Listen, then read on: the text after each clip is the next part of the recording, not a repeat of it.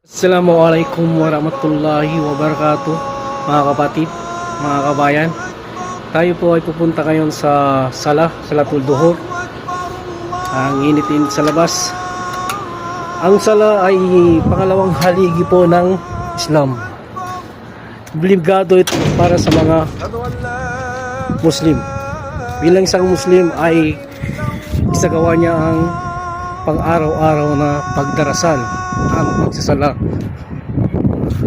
Wajib po ang pupunta sa masjid. Kaya-aya po ang pupunta sa masjid dahil ito ay magkakaroon ka ng malaking reward.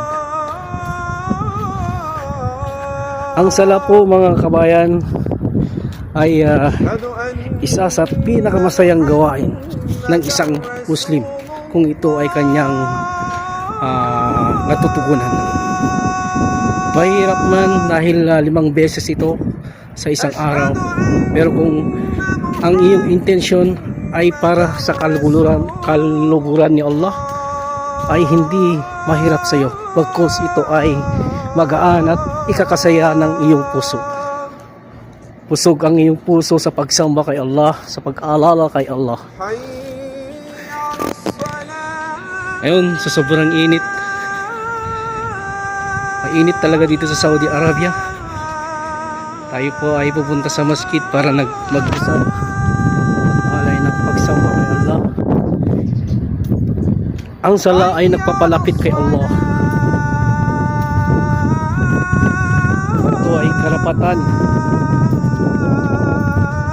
Ito ay gawain namin, mga Muslim. Kung ang sala ay iyong iwanan sa oras na po yun, ay hindi ka matatawag na Muslim, lalo kung iyong narinig ang adan at hindi mo ito tinugunan at hindi ka nagsala at hindi ka pumunta sa oras na yun, ay mapabilang ka sa hindi Muslim dahil hindi mo tinugunan at hindi ka nagsala kahit narinig mo na ang adan at hindi ka pumunta sa kanyang pag-anyaya bilang isang Muslim na pumunta sa sala. Ayalas sala, ayalas sala.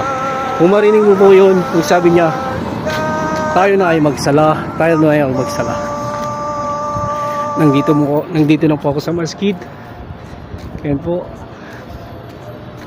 papasok na po ako. Hanggang dito na lang. Assalamualaikum warahmatullahi wabarakatuh.